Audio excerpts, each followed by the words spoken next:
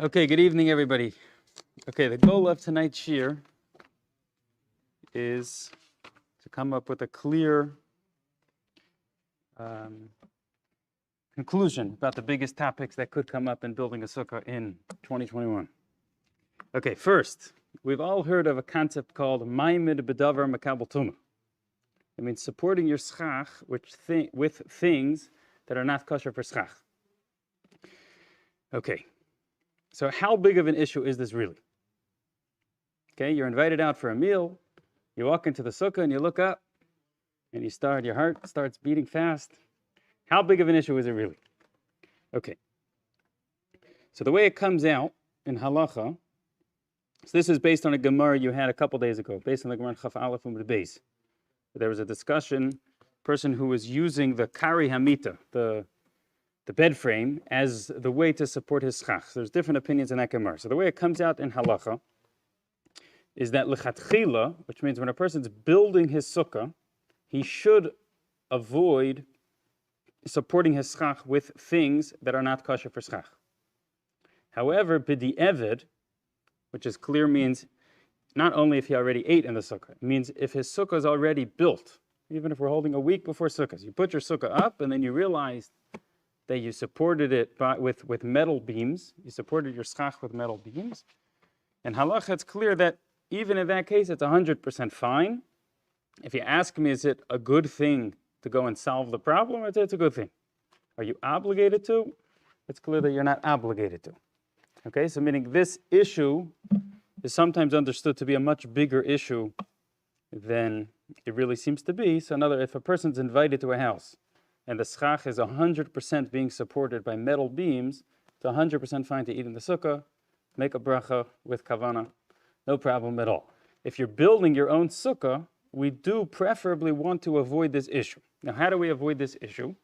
So the easiest way to avoid it is to make sure that there's something which is kosher for schach, supporting my schach. So in other words, if a person has a metal framed sukkah, so if you put a wood board, or a couple wood boards, or the bamboo, which they give out with the Sukkah Depot Succos, so that's sitting on your metal, and then you put your schach mat, or whatever type of schach you have on top.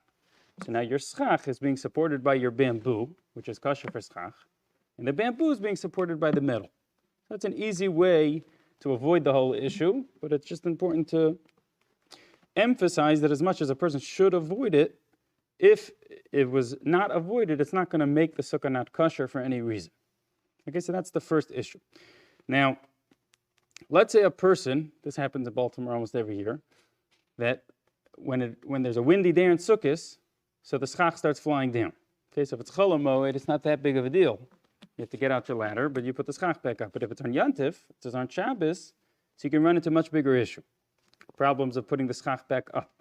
So let's say a person has an idea that he wants to tie down his schach. So are you allowed to tie down your schach on Sukkos? So if a person wants to do this, so the only thing he needs to make sure of is that if you use materials which are kosher for schach, which are good for schach, then you can tie it down normally. So in other words, if a person wanted to go to Home Depot and buy cotton string, so cotton string is something which grows naturally, could be used for schach. It's produced, but it's something which technically could be used. So to use that to hold up your sukkah is fine. Now let's say you don't want to go to Home Depot and buy cotton string. So what we used to do, I brought my father here, he could be my witness for all my stories that I tell. So what do we do?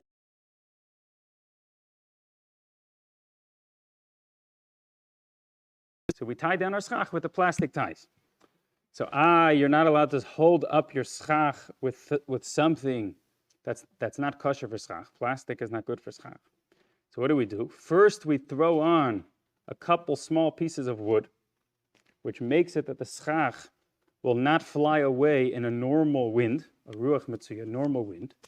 Then securing the schach in an additional way is not a problem. So if you want to tie down your schach with any type of easier material to come about, more than your cotton string, so you have to make sure that your schach will be able to withstand normal weather with things which are good for schach. So the easiest way to do that, get some small pieces of wood, throw it on top of your schach mat to provide some natural weight with things which are good for schach. And then if you want to put some additional ties with plastic or any different type of material, that would be 100% fine. Okay, so that's the first topic of supporting schach with things that are not kosher for schach themselves. Okay, second topic. What's the story with canvas sukkahs? Okay, so you hear different rumors. People say different things. Canvas sukkah is good, not good, not good. Okay, so this is based on a Gemara I believe you had yesterday, Chavdal Amud Beis. That the Gemara there talks about a mechitza, a wall, which I forget the exact words of the Gemara. It's not able to withstand a ruach mitzuya, is not a mechitza, it's not a wall. Okay, so there's a fascinating disagreement between the Chazon Ish. So the Chazon Ish was died, I believe, in the late 1940s in Eretz Yisrael. He lived in Bnei Brak, and Rav Moshe Feinstein and others. The Chazon Ish understood, which would be a big leniency for us, that the only time it's a problem is if the wind would blow and destroy your wall, which would basically mean any of our sukkahs are 100% fine, because none of our sukkahs, with a normal wind that would blow, would completely collapse. There are others who understood that the Gemara means that if there's even some level of movement, I'm being vague on purpose because the exact amount is not so clear to me, but if there's a certain level of movement of the wall, would actually disqualify the wall from being a kosher wall for a sukkah. So theoretically, that could present a problem, that if a person has a material which easily blows in the wind, if it blows enough, it could actually not be a kosher wall for a sukkah. Okay, so I remember growing up, right, before they made these nice Sukkah Depot frames with a fitted fabric to the frame, so what did we used to do? We used to have the metal frame, and you would buy your own piece of tarp, and it was actually very loose. Right now, the Sukkah Depot ones are very, very tight because it's made to size. Okay, so in theory, according to some opinions, that could be a problem. Now, there's a very easy way to avoid this issue, which is why when you buy the Sukkah Depot sukkahs, it comes with loved scraps. Okay, so we learned in the Gemara there's something called loved, which means there's a halacha that says that if the gap is less than 3 tvachim, so if you look at your sheet, I gave a list of different measurements here. Okay, so one is the opinion of the Chazon Ish, and one is the opinion of Reb Chaim Noah. These are two different measurements given. So as you see, the Chazon Ish's numbers are consistently bigger, and Reb Chaim Noah's numbers are consistently smaller. Okay, so now what gets a little tricky, just you have to think it out, is that if we're going to be stringent for both, so we have to pay attention to what halacha we're trying to figure out to make sure we're fulfilling both opinions. So if I want to make sure I have less than 3 tvachim between my loved scraps, so that means we have to take the smaller number, which is the second column, Reb Chaim Noah, which means 3 tvachim is 9.39 inches, which means my gap between my loved scraps as I build my wall needs to be less than 9.39 inches in between each scrap. Now, what's the minimum size of a wall of a sukkah? 10 tvachim. Now, if we're going to be stringent for both opinions, I have to look at the Chazon Ish, which is a higher shiur, measurement of 10 tvachim. So that's 3 feet and 1.6 inches. So I'm going to use the smaller amount in between my strings so that I'm fulfilling even that opinion that there's not too big of a gap, but I'm going to make sure that I have a 10 tefach wall even according to the Chazon Ish, which is the bigger shiur. Okay, so just an easy practical way to do this is if you make strings 8 inches apart. So why am I saying 8 if it's 9.39 is okay? Because practically, go try it. It's not so easy to measure and get it exactly the right amount, right? They move around a little bit. It's just not so practical. So give a little bit of leeway. If a person does 8 inches and he goes all the way up till 40 inches, 8, 60, 24, 32, 40, then you fulfilled both opinions. Right? And then technically, when you look at the wall of your sukkah, you could technically drop the canvas. Your walls are the strings, even though your sukkah is see-through. Your walls are the strings. You have 8 inches all the way up till 40 inches, which makes it a 10 tefach wall according to both opinions. That would be an easy way to solve this issue.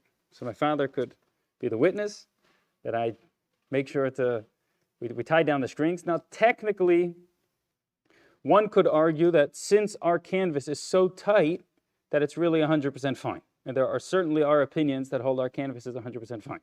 So I myself would be comfortable going to somebody's house without the luggage straps and do it. If I'm building my own sukkah, so for the extra 5-10 minutes, it's certainly an easy, nice thing to do, to build the luggage straps in. The way a person does it is on 3 or 4 walls. Now 4 doesn't mean all the way around because then it's difficult to get in. 4 means 3.5 walls. So you build the luggage straps on 3.5 walls, you tie the strings, measure it out 8 inches. You can use that middle metal bar as one of your, that's normally the top one. So you do 8 inches till you're less than 8 inches to that metal bar, then you're 100% good to go. Okay, so that's just an easy way to avoid the whole conversation of the canvas sukkahs. If for some reason a person can't do it, if it's the new type of sukkah depots, I would be comfortable saying it's okay. If it's the old style, which really are much looser and flat much more, then I would look into that a little bit more before sukkahs. That's why you have a little bit of time. Okay, that's the second main issue. Now the third issue is there's a whole complicated discussion in halacha that there is different halacha mishmisinas, right? There was different traditions that we learned throughout the Gemara and Sukkah.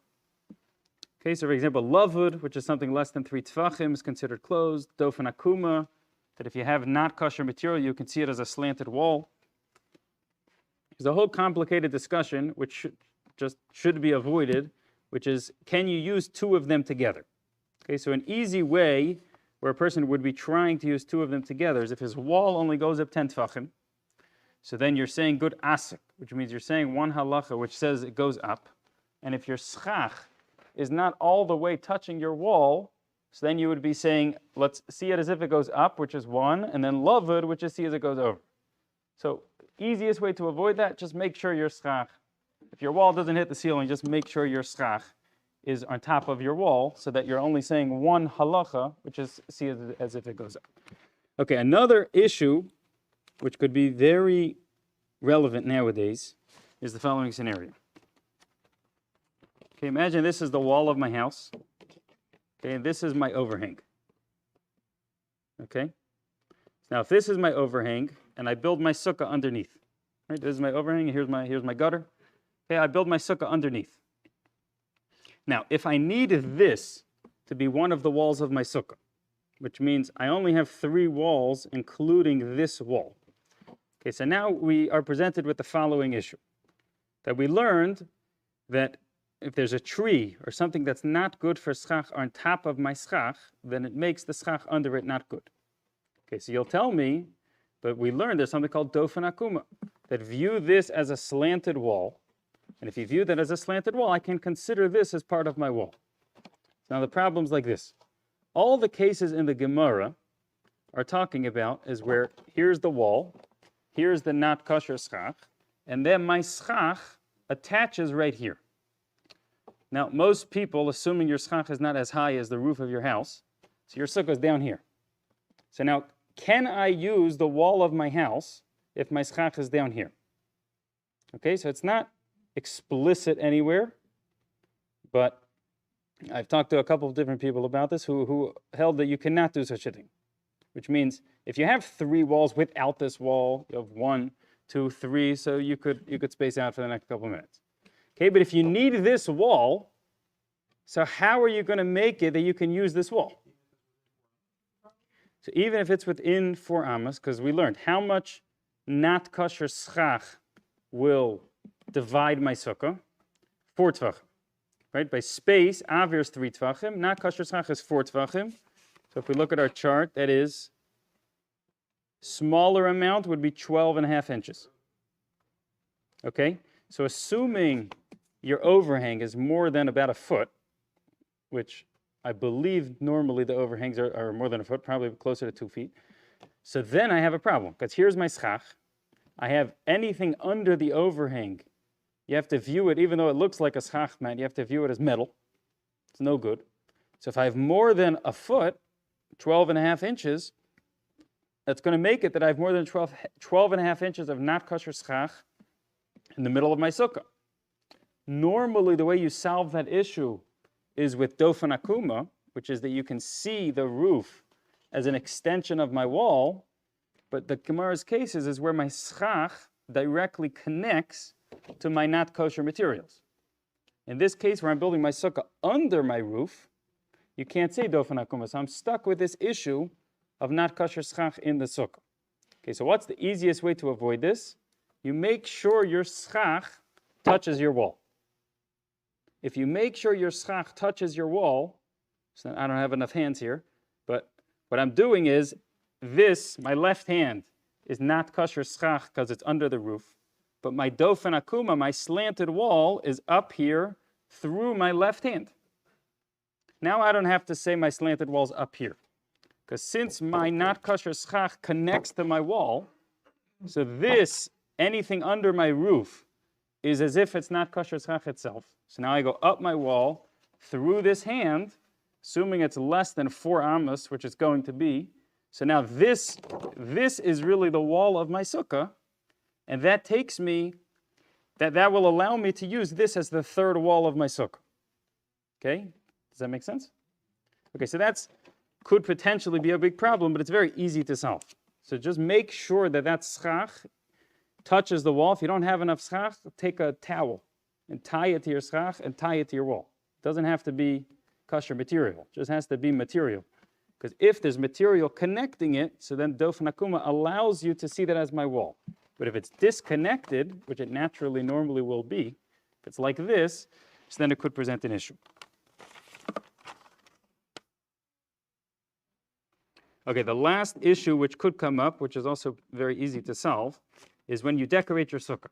Okay, so as long as the decorations are within 4 tvachim. So again, if we look at our sheet, the smaller amount here would be, it needs to be basically within a foot. As long as your decorations are within a foot of the roof, you could cover it as much as you want, it's 100% fine.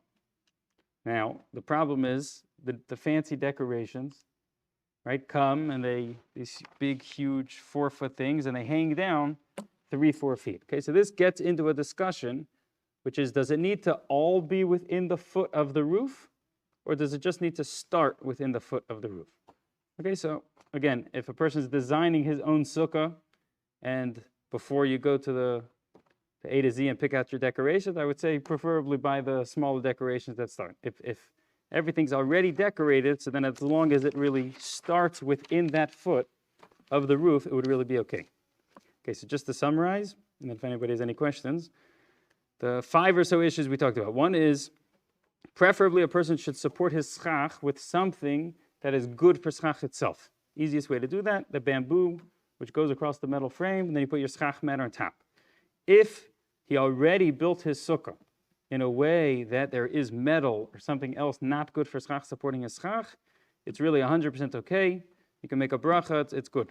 If you want to tie down your schach with plastic ties to avoid the wind knocking it off in the middle of Yom Tov, that's okay, but make sure that your schach can last on the sukkah in normal weather with materials good for schach. Throw a couple pieces of wood on top to give it some natural weight, and then if you want to do additional ties, that's okay. Canvas sukkahs, if it's the old style canvas, then I would understand it's getting into bigger issues, and the lovett straps would be more necessary to really make the wall. If it's the newer type of Sukkah Depot straps, of Sukkah Depot sukkahs, which are very, very tight, so I would say it's okay. If a person wants to go the extra mile, so to speak, and make the lovett straps, so the way we described is 8 inches till you hit 40 inches, which makes it that you have less than that 3 tefachim gap, and you get all the way up to a 10 tefach wall, so that can really be your wall itself. Good to avoid a double hilchasa. Okay, so the most common case that would be is if you're going to use something, your walls don't hit the roof, just make sure your schach is at least on top of that material that you have, so you're not saying one halacha go up and another one to go over. Issue number 4 is if you have an overhang which hangs over your sukkah and you need that wall, make sure your material touches that wall. If it touches that wall, as long as it's less than 4 amos, which is very big, then you're good to go. If it doesn't touch that wall and you need that wall, that could be a real serious issue that should be avoided. And the last is decorations. Preferably just make sure it's within a foot of the roof. and decorate as you wish. If it's beyond that, so then at least make sure it starts within the foot, and then if it continues, then it would be okay. Okay. Decoration being a problem is like a cover? Is that what you're saying? It's like So if it's within the foot, so then we don't see it as any type of divide. It's like bottle. In other words, we see it as nullified to the schach. If it's far enough, so then it makes it that you're really not sitting in the sukkah, you're sitting under the decorations. So that's the issue. We talk about the canvas wall. Are we talking about any area of that wall? Are we talking about the whole wall is blowing out? Meaning if you have a flap on the bottom is blowing, up on top is blowing, but the body of the canvas is still... Right, so maybe the biggest issue would be by the bottom, because we saw right in the Gemara that there's no halacha that the wall has to hit the roof, but there is a halacha that the wall has to touch the floor. So if you have your bottom 10 tefachim secured, then once you're above that, if your top is as loose as could be, that would technically be fine because you could cut it off and you'd be fine. But if the bottom, if you forgot to Velcro the bottom and that's flapping back and forth, that would be a real issue. Right. Okay, thank you everybody for coming.